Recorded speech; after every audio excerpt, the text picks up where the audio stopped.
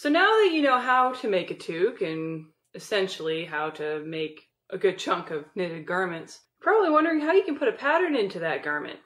Well, here I have a couple examples of different things that I've done, kind of going up in difficulty level. First is the Wario toque, the yellow toque on the left there. That one's actually pretty simple, where I've only used 3 different colors in the section where the different pattern is, ignoring the darker yellow on the bottom, where I've only used yellow, white, and purple. The next one is the Mario mushroom. That one is a little bit more difficult in that there are a lot of different colors in that pattern. There's, in the mushroom alone, ignoring the purple, there is black, light pink, white, dark red, and light red. Pretty cool look, but more complicated than I think I personally will ever do again. It was an experiment. And then I consider the most difficult one to be the Captain America toque at the top, because I had to work the star into the pattern itself. So knowing what you know now about making a toque and having to finish the crown at the top, the Captain America toque, the star is on the crown. To create that star, I incorporated the pattern into the making the crown technique. But that's not where we're going to start. We're going to start with how you actually make the pattern yourself before actually knitting it into your garment. And you do that by grabbing some graph paper. So let's just take these guys away. And here's my graph paper patterns. Not really in any order here, but there you go. So you can see just kind of how I've done it. Each one of these graph paper patterns has been made into some sort of garment at one time or another. Actually, this guy right here is the toque that I just showed you. The one that we're going to make today is the Triforce toque because it's simple and it's only 2 colors. And of course we've got more complicated Assassin's Creed and then GameCube. So pretty much where you start is you've got a design in mind. So you draw it out on the graph paper. Good way to think of it is that the graph paper is pretty much a 1-to-1 ratio for the pattern that's going to be in your toque. So as you can imagine, the assassin symbol and the GameCube are going to be pretty darn huge, which is fine. That's what I like. But it might work better in a sweater than a toque. But either way though, sometimes you need things to be bigger to get the detail in.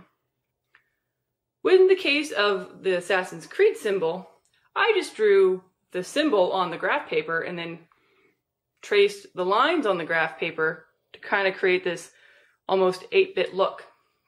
Now speaking of that, that's how I got the Mario mushroom. All I did was I googled 8-bit Mario mushroom, found the picture, and then drew it out myself on the graph paper. And by doing that, I had my knitting pattern. Because each square on the graph paper is a stitch. And I will show you how that works when we're actually making the toque. Another really easy way to go about it, instead, if you're not terribly good at drawing, is what I've done with the GameCube one. Here, I'll show you. Let's just take those guys away. And then there we got the GameCube. You can see each one of these X's is a stitch. All I did was I printed out an actual picture of the GameCube. And then I just copied over it. To make it more clear, I drew in sharp black Sharpie so you could see the different colors. And then by looking at this picture, after tracing it, I could tell what colors I needed. So I need a dark blue, a medium blue, and a light blue at the top. And it really is all that simple just to create your own pattern. The hard part is implementing it into your knitting project.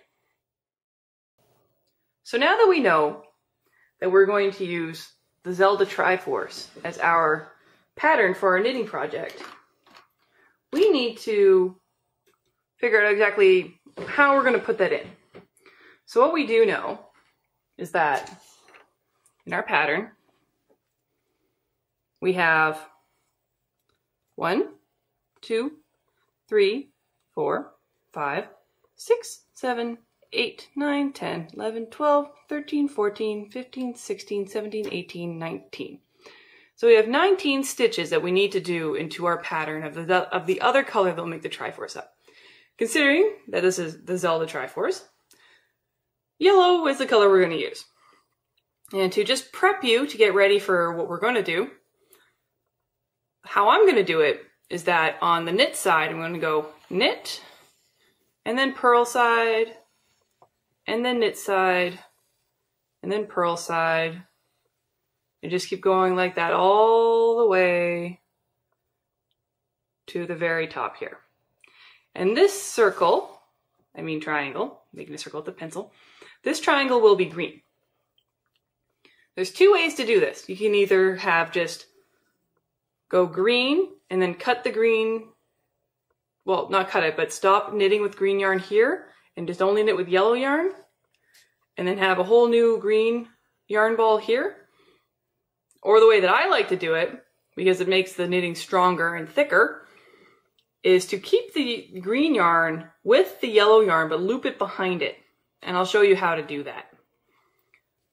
What we're going to need is one big thing of yellow yarn that makes up this triangle and continues up to make this triangle, and a smaller offshoot ball of yellow yarn that will make this triangle. It's a weird combination of being both simple and complicated, but it'll make sense once I show you how I actually do it. And also, thinking about triangles, they're very, very simple shapes. But when you put them together, they make a very recognizable shape.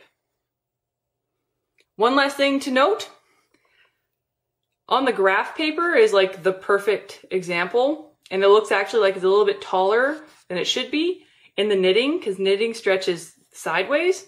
It stretches upwards a little bit, but in a toque and a sweater, almost everything else, it'll stretch this way, so this will actually be quite a bit more smooshed this direction. There you go.